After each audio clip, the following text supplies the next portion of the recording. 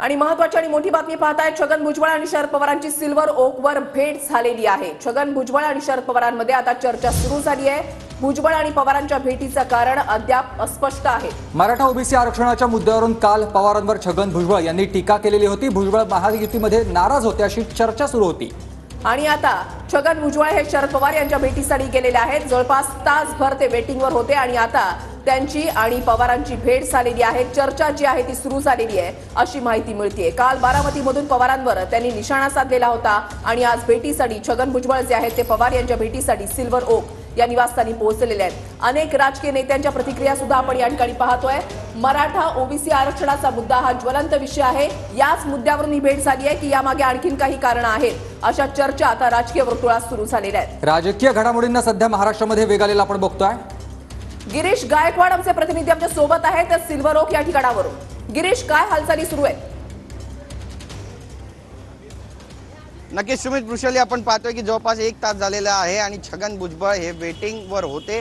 बाहेर त्यांना बसवण्यात आलं होतं, मात्र 5 मिनिटांपूर्वी त्यांना आता आत घेण्यात आलेला आणि दोन्ही नेत्यांमध्ये चर्चा सुरू असल्याची माहिती आहे। पण एखाद्या मंत्र्याला 1 तास शरद पवार यांची वाट पाहावी लागली ही सुद्धा मोठी बातमी आहे। सगळ्यात महत्त्वाचं म्हणजे आरक्षणासंदर्भामध्ये ही बैठक असल्याचं बोललं जातं। छगन भुजबळ काही महत्त्वाच्या घडामोडींवरती शरद पवार यांना काहीतरी सूचित करू इच्छितात असं सुद्धा बोललं जात आहे। सूत्रांकडून ही माहिती मिळते। पण छगन भुजबळ जेव्हा बाहेर येतील त्यावेळेस नेमकं कळेल की त्यांचे मनसुबे नेमके काय आहेत, कारण पडद्यामागे राजकीय घडामोडींना सुद्धा वेग आल्याचं बोललं जाते। शरद पवार यांच्या संपर्कामध्ये राष्ट्रवादीचे अनेक आमदार आहेत आणि त्यापैकी छगन भुजबळ हे सुद्धा एक असल्याचं चित्र गेल्या काही दिवसांपासून स्पष्ट होते असं राष्ट्रवादीच्याच नेत्यांकडून वारंवार सांगण्यात येत होतं। आणि त्या अनुषंगाने आपण पाहतोय की ही भेट अत्यंत महत्त्वाची मानली जाते। मिलिंद नार्वेकर यांनाच केवळ आज भेटीचं निमंत्रण देण्यात आलं होतं, त्यांचीच भेट या ठिकाणी कन्फर्म होती। मात्र छगन भुजबळ यांना भेटीचं कोणतंही निमंत्रण नव्हतं, ते स्वतःच या ठिकाणी सिल्वर ओक या ठिकाणी शरद पवार यांच्या भेटीसाठी पोहोचलेले। त्यामुळे राजकीय घडामोडींना ऊत आल्याचं सुद्धा बोललं जात आहे। बऱ्याच चर्चा झडत आहेत। छगन भुजबळ यांच्या मनात नेमकी काही घालमेल सुरू आहे का, महायुतीमध्ये ते खुश नाहीत का, असे प्रश्न सुद्धा या निमित्तानं उपस्थित केले जातात। आणि स्वगृही परतण्याचा त्यांचा काही मानस आहे का, आणि तसा जर असेल तर गेल्या काही दिवसांपासून राष्ट्रवादी शरद पवार गटाकडून वारंवार सांगण्यात येतं की 20 ते 25 आमदार त्यांच्या संपर्कात आहे। छगन भुजबळांच्या माध्यमातूनच ते आमदार आता राष्ट्रवादी शरद पवारांसोबत येणार का हे पाहणं महत्त्वाचं ठरणार आहे। वृषाली, नक्कीच अनेक तर्कवितर्क जे आहेत ते लढवले जात आहेत। गिरीश, तुम्ही असेच आपल्या सोबत राहा। आता आपल्याला थेट जायचंय नाशिकमध्ये। चंदन पुजाधिकारी आमचे प्रतिनिधी आमच्या सोबत आहेत। चंदन, छगन भुजबळ आणि शरद पवार यांची भेट होतीये, चर्चा सुरू झालेली आहे। मात्र नाशिकमध्ये राजकीय वर्तुळात आता सध्या काय चर्चा सुरू आहे?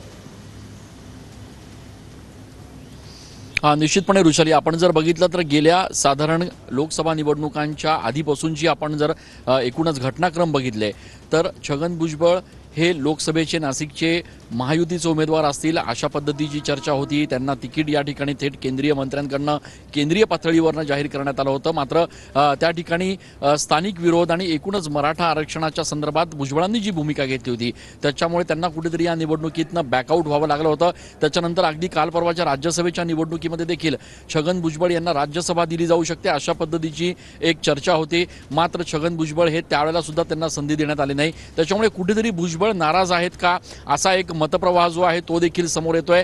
मात्र सगळ्यात महत्त्वाचा मुद्दा गेल्या काही दिवसांपासून आपण बघतोय, छगन भुजबळ यांनी मराठा आरक्षणासंदर्भातली जी भूमिका घेतलेली आहे त्यांनी वारंवार आपली भूमिका स्पष्ट केली आहे की मराठा आरक्षणाला आपला विरोध नसला तरी ओबीसीतून मराठा आरक्षण दिलं जाऊ नये अशा पद्धतीची त्यांची भूमिका होती। आणि त्यामुळे राष्ट्रवादी असेल किंवा छगन भुजबळ असतील हे वैयक्तिक पातळीवर खरं तर संपूर्ण राज्यामध्ये टार्गेटवर काहीतरी असल्याचं बघायला मिळतंय। गेल्या अनेक दिवसांपासून मराठा आरक्षणाचा मुद्दा जेव्हापासून चर्चेत आलाय तेव्हापासून सातत्यानं जरांगे विरुद्ध भुजबळ अशा पद्धतीचं एक चित्र जे आहे ते बघायला मिळत आहे। अगदी काल परवाला जी मराठा आरक्षणासंदर्भात सरकारनं बैठक बोलवली होती त्या बैठकीला विरोधक उपस्थित राहिले नाहीत ही देखील एक बातमी होती। आणि छगन भुजबळ यांनी काल बारामतीत थेट आरोप केला की हे विरोधक जे उपस्थित राहिले नाहीत बैठकीला त्याच्यामागे बारामतीतून आलेला फोन होता, त्यांचा स्पष्ट संकेत होता की शरद पवार यांनी या विरोधकांना या बैठकीला जाऊ नका अशा पद्धतीच्या सूचना दिल्या आणि म्हणून बैठकीला विरोधक आले नव्हते। या सगळ्या जर घडामोडी आपण बघितल्या तर कुठेतरी छगन भुजबळ यांच्याकडनं असा देखील प्रयत्न केला जाऊ शकतो की ओबीसी आणि मराठा या दोन समाजांमध्ये जो काही तेढ जो काही वाद गेल्या काही दिवसांपासून सुरू झालाय त्या पार्श्वभूमीवर कुठेतरी शरद पवारांनी एक राज्यातले एक मोठे नेते म्हणून कुठेतरी भूमिका घ्यावी, पुढाकार घ्यावा आणि या दोन्ही सगळ्या समाजाच्या मोठ्या नेत्यांना एकत्र बसून सामंजस्य किंवा एक कुठेतरी बॅलन्स साधण्याचा प्रयत्न केला जावा, अशा पद्धतीची एक भूमिका कदाचित भुजबळांची असेल. आणि म्हणून ते आज या ठिकाणी सिल्वर ओकला शरद पवार यांच्या भेटीला गेल्याचं बोललं जात आहे. एकूणच ओबीसी मराठा आरक्षणाच्या सगळ्या मुद्द्यावर शरद पवारांनी आपली भूमिका स्पष्ट करावी, त्यांनी पुढे यावं आणि एकूणच या सगळ्या वादावर पडदा टाकावा. कुठेतरी त्यांच्या अनुभवाचा फायदा या संपूर्ण वादामध्ये व्हावा, अशा पद्धतीची देखील भूमिका असू शकते. आणि त्याच्यामुळे भुजबळ आज या ठिकाणी सिल्वर ओकला शरद पवार यांच्यासाठी काही प्रस्ताव घेऊन गेले असू शकतात, अशी देखील चर्चा आहे. त्याच्यामुळे आज नेमक्या या बैठकीमध्ये भुजबळ आणि शरद पवार यांच्यात काय चर्चा होते हे बघणं महत्त्वाचं ठरणार आहेच. मात्र कुठेतरी गेल्या काही दिवसांपासून एकटे छगन भुजबळ जे या संपूर्ण प्रकरणात टार्गेट होत आहेत, तर त्या पार्श्वभूमीवर शरद पवारांनी पुढे येऊन या सगळ्या विषयावर काहीतरी भूमिका घ्यावी, अशी त्यांची विनंती असू शकते. नक्की चंदन, तुम्ही सुद्धा आपल्यासोबत असेच राहा. आपल्यासोबत